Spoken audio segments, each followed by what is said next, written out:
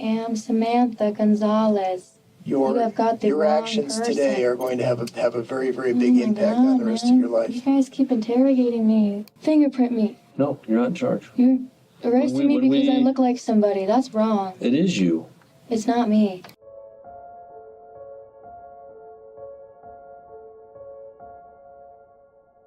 Hi everyone, welcome back to my channel. I hope you're all doing super well. Today, we're going to be talking about what happened to 47-year-old Yoon Mi Hoi and how her 18-year-old daughter, Isabella Guzman, murdered her. It wasn't until after she committed this heinous crime that Isabella was formally diagnosed with schizophrenia, a mental illness that played a significant role in her actions. Now, of course, this in no way justifies her action whatsoever. What happened was just absolutely terrible and very wrong. It was a very violent murder and honestly just a nightmare what she did to her mother, and Isabella's diagnosis does not diminish the severity of her crime or exempt her from the consequences.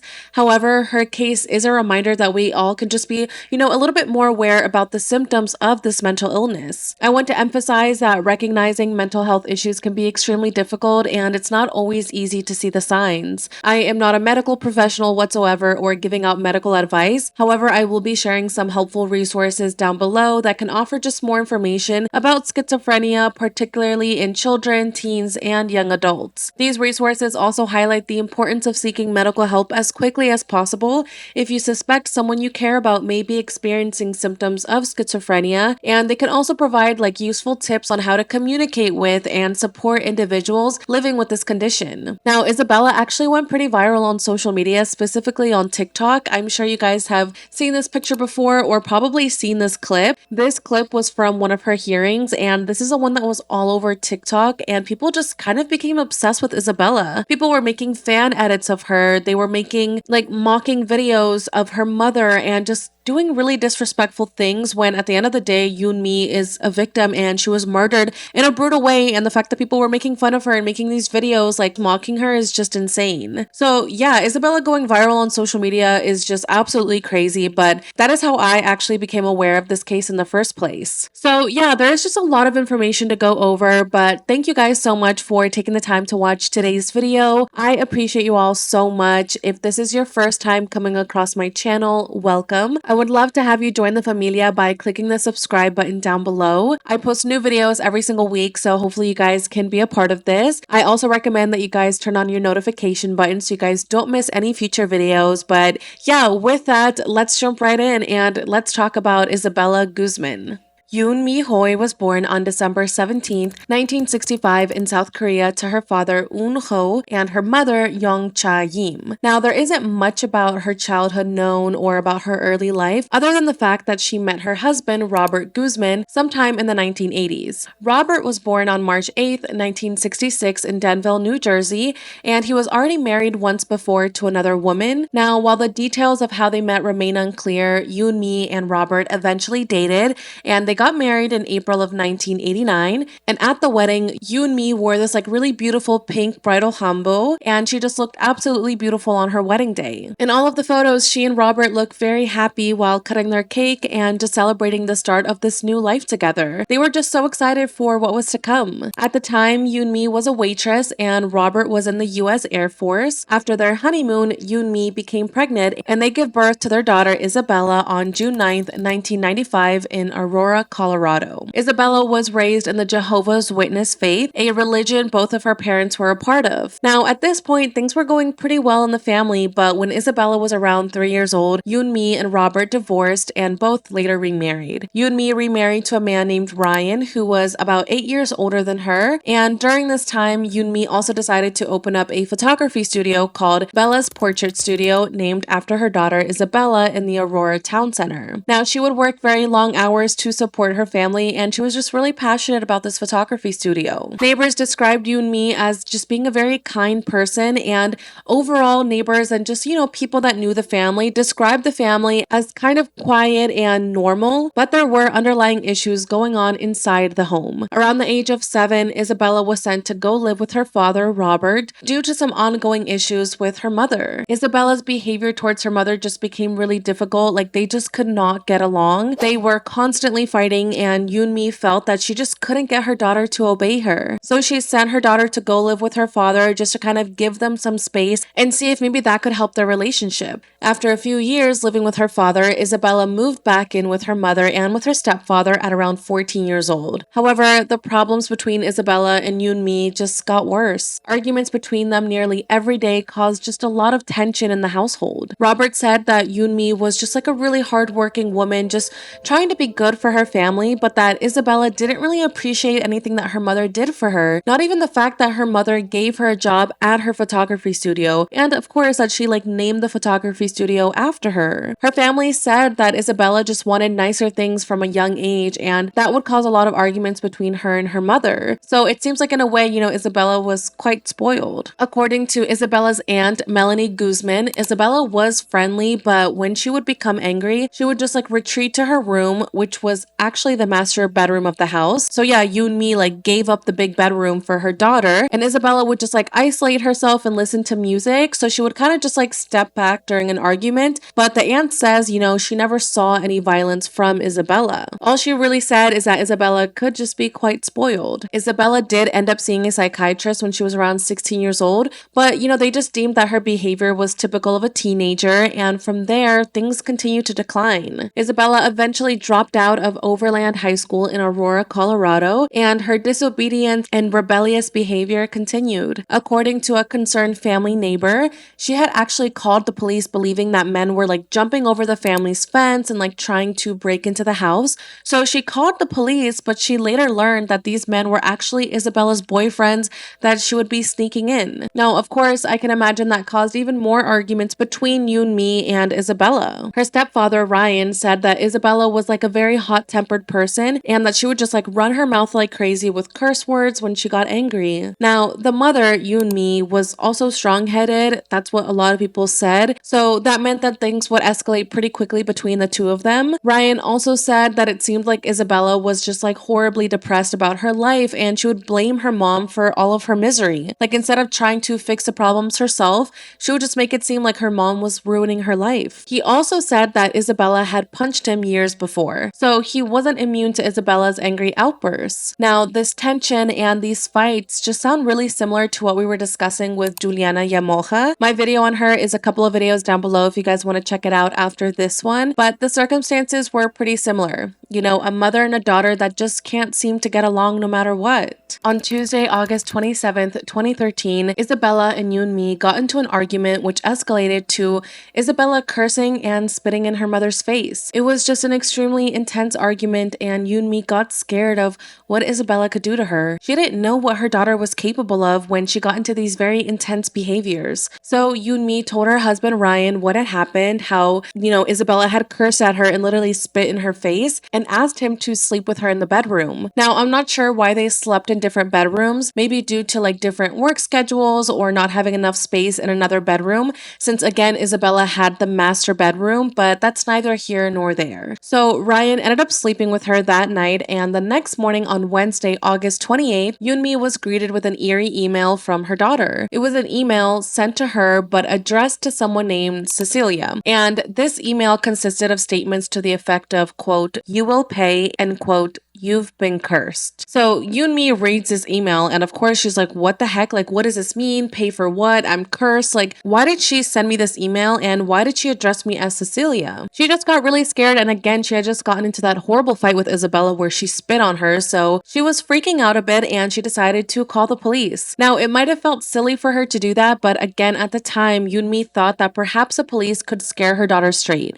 That finally someone could get through to her and just kind of put her in her place and calm her down, something that Yoonmi felt that she could never do. After contacting the police, she also called Isabella's father, Robert, so that he too could speak with her and just maybe knock some sense into her. So when police officers arrived at the house, of course, Isabella was not happy with this. They told her that her mother had the choice to kick her out if these behavioral problems continued. Since she was 18 at this point, she was no longer a minor. So they kind of just tried to scare her and were like, listen, you're an adult now, your mom can kick you out if she wants to, so so you better behave. However, Isabella just kind of stayed quiet during the conversation. She really showed no reaction to what was being told to her. Robert said that he spoke with Isabella saying, quote, "We sat down in the backyard looking at the trees and the animals, and I started to talk to her about the respect that people should have for their parents. And I was trying to let her know that she should be obedient to her parents, not rebellious, that she should try to listen more." So Robert's like, you know what? I had a good conversation with my daughter. The police had a good conversation with her. And these two conversations seem to have calmed Isabella down. Maybe they finally did get through to her. Afterwards, Isabella retreated to her room for the rest of the day. However, this calm didn't last because just hours later,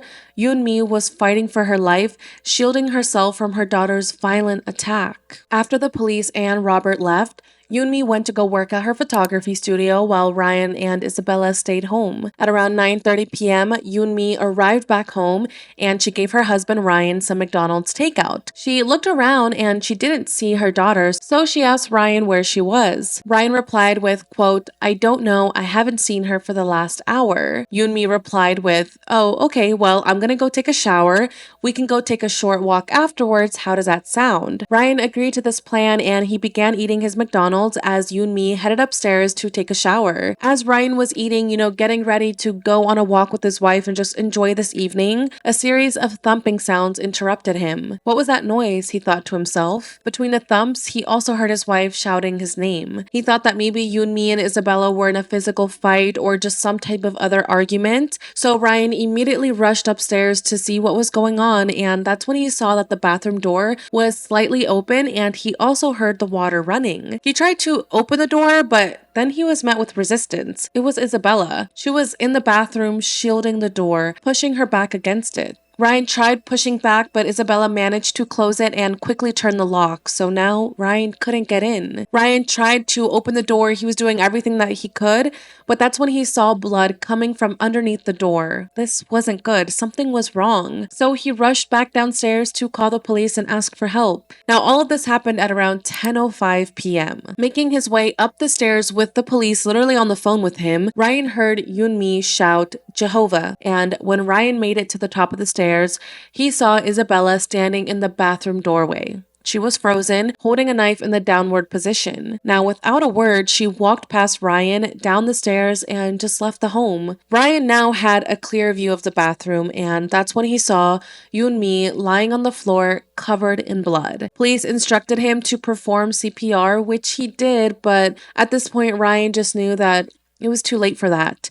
He saw the blank stare in his wife's face, he saw all the blood, and he just knew that she was gone. Eventually, police officers arrived at the home at around 10:16 p.m., and they were immediately greeted by Ryan, who was just covered in blood. He told police that his daughter had just left the house armed with a knife. Police head upstairs to the bathroom, and they see Yoon-mi lying in the bathroom on the ground. She was lying on her back, she was unclothed, and her throat had also been slashed. There was blood all over the floor, all over the walls, all over the door, and there was even a baseball bat in the bathroom, which police believe could have been used during the attack. Police said that this was just an absolutely gruesome scene and it was just so unsettling to look at this. Yoon-mi was declared dead at 10:28 p.m. and her body was removed for an autopsy to be performed. Now, the autopsy revealed that Yoon-mi had suffered 31 stab wounds to her face and 48 to her neck. She had a total of 151 stab wounds throughout her entire body. Her death was officially ruled a homicide, and again, police and just everyone that came across the scene were horrified and just were so impacted by this frightening scene. They couldn't understand how a daughter could do this to their mother. Now, unfortunately, I wasn't able to find any specific details about Yoon-mi's funeral or about her memorial or anything like that. However, I did come across a flyer with a short passage from Revelations 21:4 that reads, quote, "And he will wipe out every tear from their eyes, and death will be no more, neither will mourning, not outcry, not pain be any more. The former things have passed away." I hope that Yoon-mi's loved ones were able to say their final goodbyes to her, and I do hope that she is resting peacefully. No mother should have their life ended this way, at the hands of their own daughter, and I cannot imagine how scary her last moments were. What people imagine happened is that, Yoon-mi stepped into the shower or she was about to get get into the shower, which is why she was unclothed when she was ambushed by Isabella. It's just very sad what happened to her. And, Isabella's friends, the family's neighbors, and anyone who knew Isabella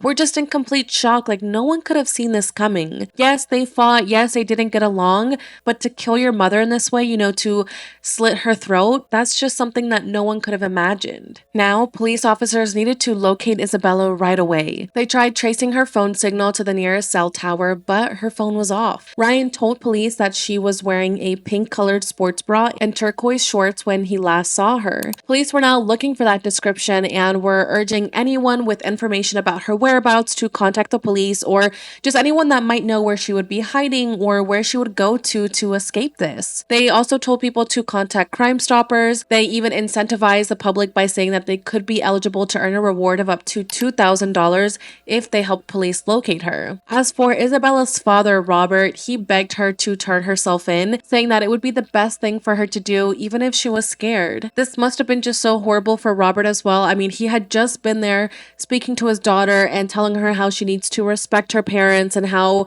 things just need to change. So then to get a phone call like hours later letting him know that his daughter just murdered his ex-wife and was now on the run, I mean, I just can't even imagine how shocking that must have been. So everyone's question right now was, where was Isabella? Well, after fleeing the home, Isabella went to the restroom at a nearby H Mart the following day, and she washed her hair in the sink, she cleaned up a bit, and she also dumped some bloody clothing and bandages into the restroom trash can. Now, people saw her in the store with blood and, doing all of this, so people were kind of just like, what is going on? Like, what happened to you? And she told people that she had been raped, and she begged them to not contact the police. She basically was like, listen, I don't want to get police involved. I don't want police to come here. And, people listened to her. No one called the police. So she goes there, she washes her hair, she does everything, and at around 11:30 a.m., police were dispatched to a parking garage on South Parker Road after receiving a tip from somebody reporting a body inside of a Jeep. Now, this person didn't know it at the time, but the person inside was Isabella, and she was just in the car, still covered in her mother's blood. So police arrived to go to this parking garage, but when they get there, Isabella was no longer in the car. They did see some items left behind, such as her backpack and the H Mart shopping bag. Now, what Isabella was actually doing, she was actually hiding underneath the staircase in the parking garage with the knife that she used to murder her mother. When she saw police canvassing the parking garage, she just made a run for it. However, she was caught by police as she was trying to exit the parking garage, leaving behind the knife. According to a spokesperson with the Aurora Police Department named Frank Fania, he said, quote, "We brought in a canine and started to do a search of the parking garage. We believe Ms. Guzman saw this coming and saw the dog doing a search and tried to walk out of the parking garage and ultimately was recognized by some of our officers and taken into custody." Now, the police officers were actually undercover, and according to a man who worked in a nearby office building named Glenn, he said his secretary saw something that caught their eye and called him over to see it as well. The secretary saw a man dressed kind of like a motorbike gang member who ended up being an undercover police officer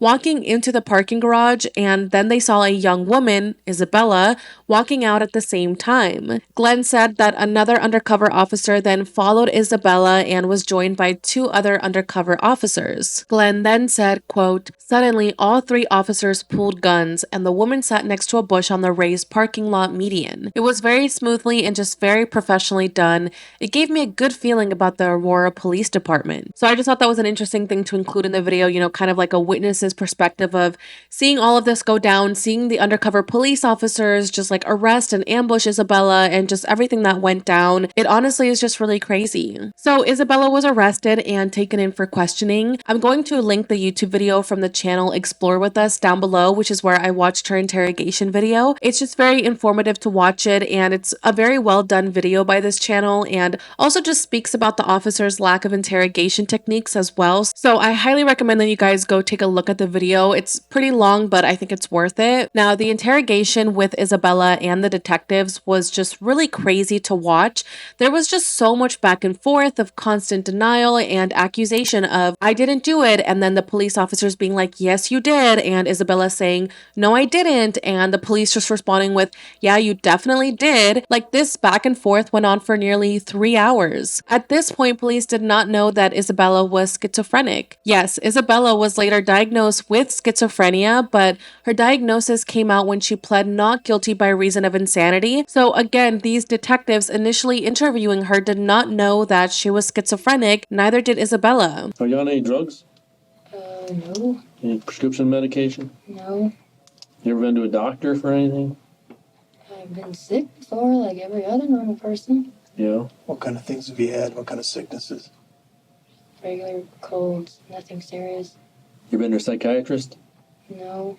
You ever been diagnosed with any mental problems? No. And there was a lot of times during the interrogation that they were being just like incredibly rude, demeaning, and unprofessional. Like, I don't know, just watching the interview, it just made you feel uneasy. Now, before we review the main points from the interrogation, let's talk a little bit about schizophrenia. Johns Hopkins Medicine describes schizophrenia as a complex brain disorder that often runs in families. It can be caused by a chemical imbalance and just other changes in the brain. Symptoms can include hearing voices, feeling that people are out to get you, and just having false beliefs that are not based in reality, which just make it very hard to function in the world. I'll include a little graphic here that's briefly explaining additional schizophrenia symptoms if you guys want to pause and take a look. And although there is no cure, it can be managed with antipsychotic medicines, support services, and a healthy lifestyle. So yeah, Isabella gets taken into the interrogation room and she just insists that she isn't Isabella. Like, she insists that she is not the girl in the photos being shown to her,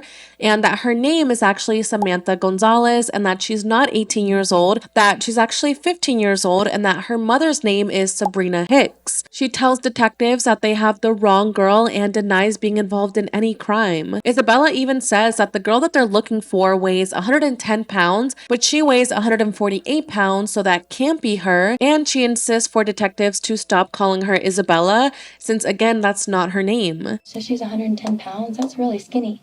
I'm 148 pounds. Isabella, please. Don't call me Isabella. That's really That's your freaky. name. My name is not Isabella. My name is Samantha. There are people in this world who look alike, you know? Mm-hmm. You guys are not, like, all knowing. You don't know everything. You're just accusing me of all this stuff that I didn't do. We know what we know what you did, and we know who you are. We know how it happened, Apparently not, when it because you happened. guys are completely wrong. You got the wrong girl. No, we don't. We don't have the wrong girl, and you know that. No, I don't. Now, when detectives ask her how it felt to murder her mother, Isabella responds with like repulsion, saying, quote, "That's disgusting. You guys really think I'm a murderer?" How did it feel? When you did what you did, how did it feel? I Make you didn't feel kill good? anybody. Did That's it make- disgusting. Did it feel good? That's disgusting. You guys really think I'm a murderer? Yeah, we're not joking. Did it make you feel powerful? Just you. Yes or no? Simple question. Did it make you feel powerful to do what you did?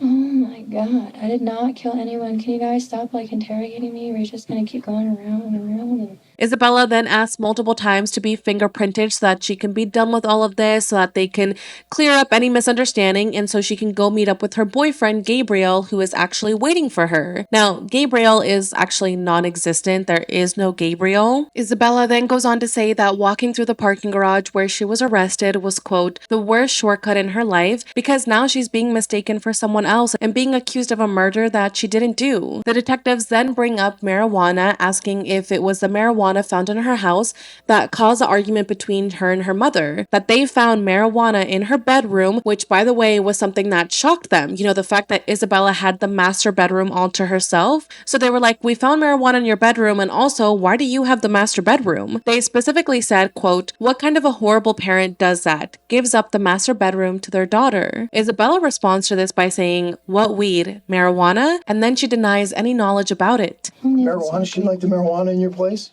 What? Is that what it was? For Marijuana? Christ's sake, you had the master bedroom in the house. What parent gives I up am their not master this bedroom? girl. What Oh parent my gives up god, their I am master not bedroom? this girl. Explain that. Who does that? I am not this girl. What kind of a horrible parent does that?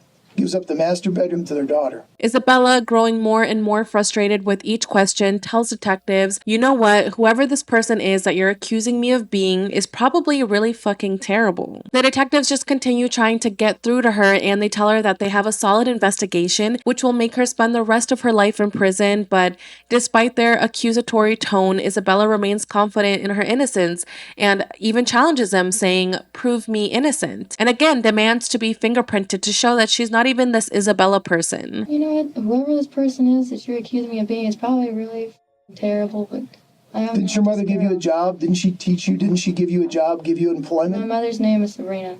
And that's the way you thank her? How about we give you a few minutes to think about it? Think about what?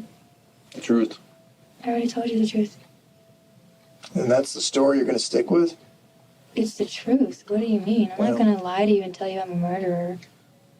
I have a feeling at some point you're going to change your mind and you're going to probably look back on this day, today, right now, No, I will with not. some regrets, because you're going to have an opportunity today to set the record straight on why you did what you did, and there may No, be I will not. some reason in your mind that makes sense. No, I will not. I am Samantha Gonzalez.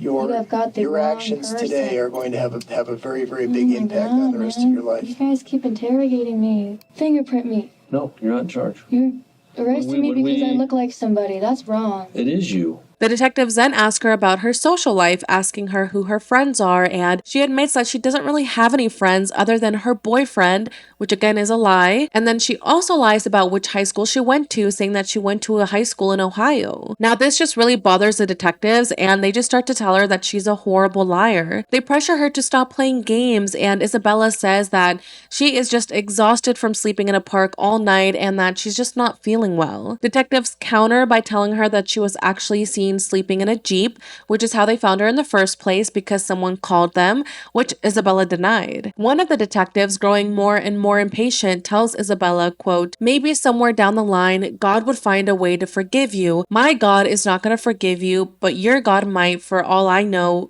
Who knows? You're one of the most evil person I've ever sat across the table from. No. You're not getting out of jail. It makes me You can get physically sick all sick you want. to look at Do you. the DNA test that will prove me Don't right. tell me how to do my job. I watch Forensic Files. Do you believe everything they put on TV is real? I think How I'm stupid are you? Yeah. Really, Isabella? Does that make any goddamn sense to you? Isabella. Stop calling me Isabella. That's your name. No, it's not. You've come in here tried to fucking act like you're so goddamn smart. You're gonna ruin my whole life because I have some random crazy like me. Your life ended last night when you decided to go kill your mother. You left her to die. Brutally. On a bathroom I did floor. not murder anyone. Oh, you people suck. So yeah, as you can just see, this interrogation is just like escalating. Like detectives are getting more and more frustrated with Isabella. She's just continuing to state that she isn't even Isabella in the first place, that she didn't do this, that she doesn't know who Isabella is. Like it just was escalating so much. The detectives go on to ask how Isabella explains the knife used to murder her mother ended up in the garage where she was arrested. And Isabella is like, well, I walked through the parking garage that the knife was in and that's it. Isabella also denies seeing any canine dog which bit her right arm during the arrest, and she insists that she never ran out of the parking garage, that she just simply walked out and then was ambushed. The detectives then point out the injuries on Isabella's hands from the knife that she used to kill her mom, but Isabella insists that she didn't get these injuries from killing anyone, that she got them from a pair of scissors. Now, when asked why someone would kill their own mother, Isabella says that she could never do that, though she did admit that her mom treats her poorly. She claims that her mother hates her because she's her, quote, illegitimate child, and then blames her for ruining her marriage. She also denies having any anger issues and says that she ran away only because her mom scared her, saying her mom didn't beat her but uses, quote, weapons like scissors, and then even shows the detectives like a scar that's on her arm and claims it happened during her childhood. However, that scar was actually from the canine bite during her arrest. Isabella then goes on to say again that her boyfriend Gabriel is waiting for her and that he's her soulmate, to which one detective says it's laughable that she thinks she even has a soul. Detectives then bring in the bags that she had at the time of her arrest, which were left by the Jeep before she tried to flee. Now, one bag was from her stop at H Mart. To this, Isabella says, actually, those people were real nice to me and gave me these things. This Asian lady took pity on me, came all dirty, and asked me if I was okay, and I cried and I told her I was trying to call my boyfriend and if I could use her phone. She said, you don't have any stuff, we'll give you some tampons and things. The clothes are mine, but she gave me the underwear and the pads and stuff because I didn't have money for it. The detectives then actually reveal that they had video footage of her at H Mart covered in blood,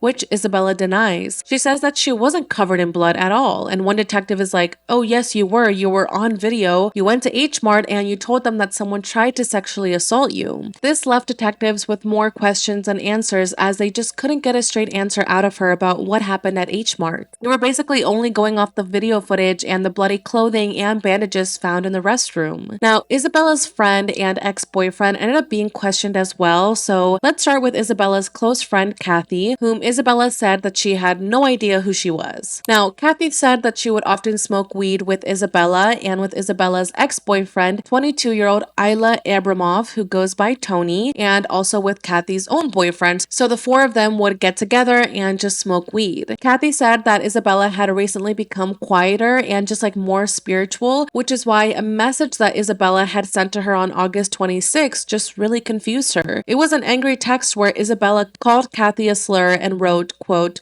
I know what you did. Kathy gets this message and she's just very confused. She's like, what did I do? So she tried speaking to Isabella about this, but got no reply from her. Then the day of Yoonmi's murder, Isabella sent another text to Kathy where she wrote, the astro beam has awakened. And again, Kathy got no response when she replied asking what was going on. So that was Kathy's perspective, and when Isabella's ex-boyfriend Tony was questioned, he said that his relationship with Isabella actually ended a week before the murder. They had been together for 3 years, and he went on to say that just days before the murder, he had actually gone to Isabella's house to drop off some of her belongings. But when Isabella opened the front door, she just became furious when she saw him, and she actually attacked him with a golf club, accusing him of cheating on her with their friend Kathy, which Tony denies. But detectives grew kind of suspicious of Tony's honesty. Detectives knew that the golf club attack instance was actually one of 2 times that Tony had visited the home on the very day of the murder, which could coincide with a witness who saw a woman outside the home on Wednesday, the day of the murders, with a baseball bat breaking a car window. But this witness said that she saw a woman with a baseball bat, and Tony says that Isabella hit him with a golf club. So maybe the witness got confused, or maybe Tony got confused, and we just don't know if it was actually a baseball bat or a golf club. Now, back to the interrogation, detectives knew that Tony went to the home twice the day of the murders. Once in the morning, which is the golf club incident, when he went to go drop off some of her belongings, and again in the afternoon. Isabella's stepfather, Ryan, said that Tony went to the home at around 5 p.m. the day of the murder, which Tony later confirmed. However, Tony claimed that he didn't see Isabella and just left after grabbing some clothes that he had left behind,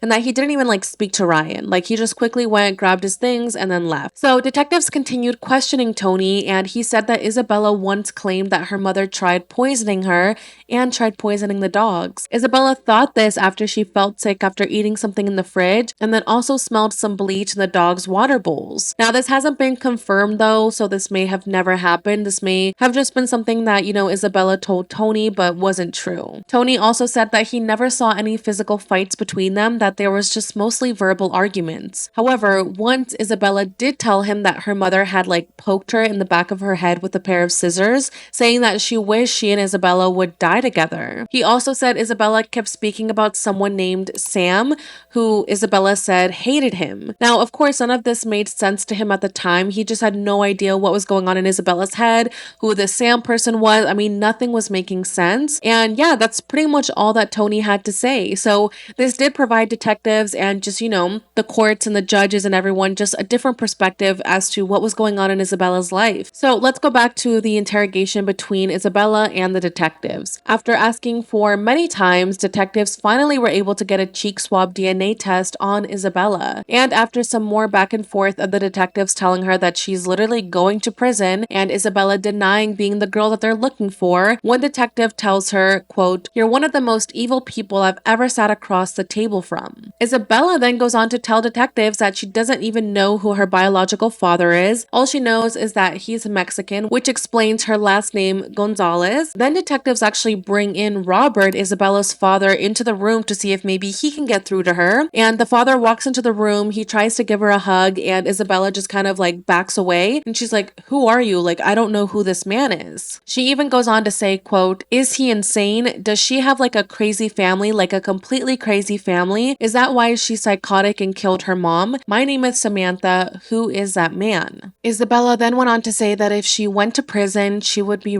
because she's really pretty, and both detectives just tell her that they actually don't think that she's pretty at all. Yeah, crazy. So as the interview begins kind of wrapping up, she begins raising her voice and just cursing more at them. The detectives end up taking her out of the interrogation room, telling her that she's being taken to the hospital to have her hand stitched up, and as she's being placed into handcuffs, she asks, quote, "What's taking the DNA test so long?" And the detectives just like sassily reply with, "Because it hasn't been 6 to 8 months yet, like I told you." Isabella then tells him that he hates her and that her name is Samantha one last time as she's being taken away. So yeah, I know that was like a pretty detailed explanation of her interrogation. I just thought it was important to add this context, and like I said, I will link clips of her interrogation down below. Yeah, it was really difficult to watch the interrogation. Like, it was just so chaotic. There was so much back and forth between Isabella and the detectives. I don't know, it was just really weird to watch them argue that way, to argue like that. The detectives were just like overly upset, and I get they were probably just frustrated at the fact that she was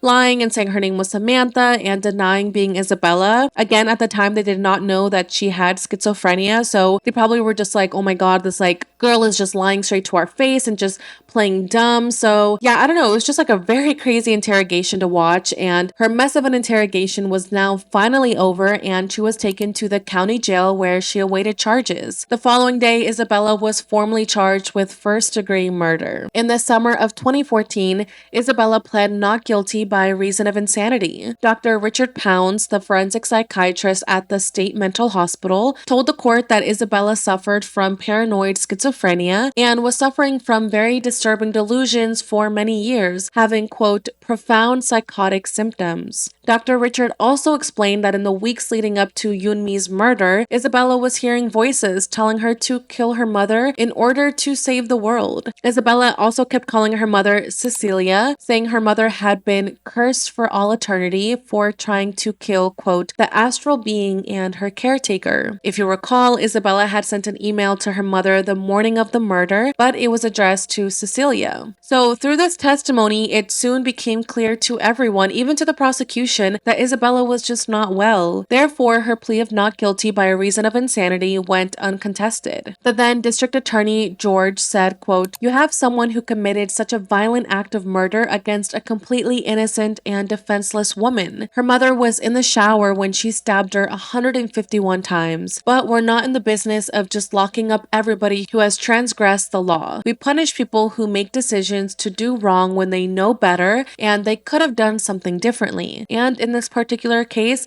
I am convinced, based on the evidence that I've seen and the information that's been presented in court, that this woman did not know right from wrong and she could not have acted differently than she did given the significant schizophrenia and paranoid delusions, audible, visual hallucinations that she was going through. Therefore, instead of going to trial, Isabella was sent to the state mental hospital in Pueblo and was ordered to remain there indefinitely until she is no longer a threat to the community or to herself. She remains there to this day, and she does get regular visits from her father, Robert. Now, Isabella's name once again appeared all over the media in November of 2020 when Isabella said that she was ready to rejoin society, 7 years and 3 months after murdering her mother. In a conversation with Rick Salinger, a journalist from CBS, Isabella said that she wasn't herself when the murder happened, that she has been restored to full health and is on medication. She said she was injured during the fight with her mother and even showed some scars that she has as a result on her hand, which is something that people were kind of like in disbelief about. Like, if you read the comments under that CBS interview, a lot of people are like,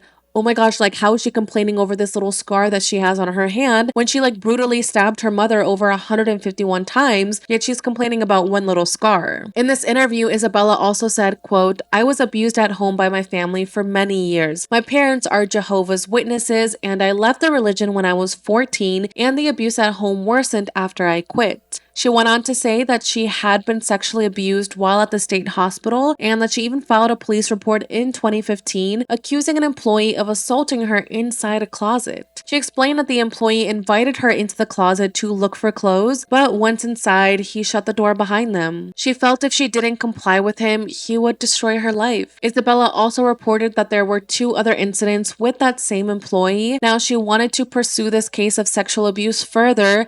However, the district attorney's office in Pueblo stated that they never even received a case or information about this from the hospital or from the police. And Isabella said that the way the hospital wrote the report made it difficult to pursue any charges, even more since it happened many years ago. The Department of Human Services denied CBS's request for information regarding that due to privacy laws. So yeah, Isabella said that as much as she wanted that to be pursued, what she wants more is to be released and rejoin society, saying, quote, "If I could change it or if I could take it back, I would." In June of 2021, Isabella was granted permission to leave the state mental hospital for group therapy and for other types of therapy under the condition of wearing a GPS tracker. So I guess we'll see if she gets any other permissions to leave the state mental hospital or, what updates come out in regards to Isabella in the future. What I want to know from you guys is, should she be reintegrated into society? Now, there is a lot of debate online about Isabella and about what she deserves. Some suggest that Isabella may have been the victim of abuse at the hands of her mother, while others argue that there really is no concrete evidence to support these claims. There are also differing opinions about her mental health. A lot of people believe that she is faking her schizophrenia, while others argue that her diagnosis is legitimate. Some people also think that Isabella is not really remorseful at all based on her demeanor and based on just statements that she has made in different interviews. They also believe that she needs to stay in the state mental hospital, while others believe that with the proper treatment, she could possibly do well in society again. So yeah, as you can imagine, there's a lot of different opinions and just different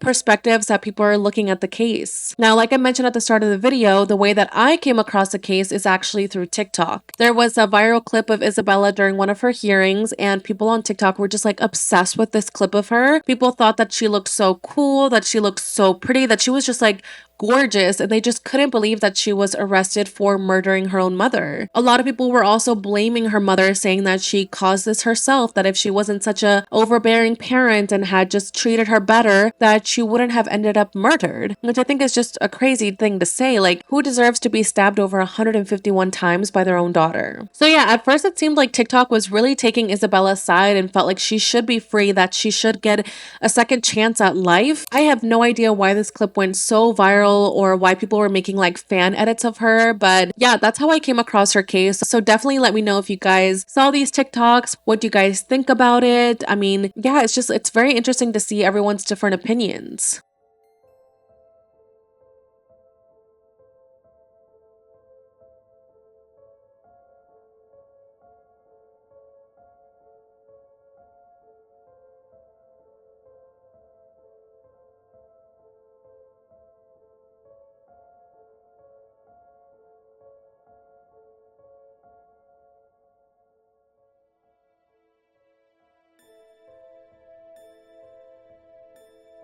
Alright, you guys, that is basically all the information I have for today's video. I would love to know your opinion about this down below, and if there are any other cases that you would like me to cover, make sure to leave me a comment down below so I can add it to my list. This one is just, it's hard. I hate hearing, I talked about this in the Juliana Yamoja video. It's really hard to hear about parents having bad relationships with their children, especially when it comes to like mothers and daughters, and just hearing them fight and argue and just not get along. I hate that, and it's really sad how things escalated to this point. And what happened to you and me is just absolutely horrible. She did not deserve this. She deserved just so much more. And it's also probably so traumatizing for Ryan. I mean, imagine just one moment sitting there with your wife eating McDonald's. She goes upstairs real quick to shower, and then within minutes, she's lying on your bathroom floor dead. It's horrible. My heart goes out to Ryan and to everyone that has been affected by this. I hope that they have been able to heal from this, and that, like I said, you and me is resting peacefully. Thank you guys again so much for watching. watching. If you guys haven't watched my recent video on Rodney Alcala, I will have that link down below. That was also a crazy one, and what he did is just absolutely evil. And it was just interesting to compare what Woman of the Hour on Netflix put in the movie and compare it to what actually happened in real life. So if you guys are interested in seeing that, that will also be down below. Anyways, that is pretty much all I have to say. I will see you all in the next video. Bye, familia!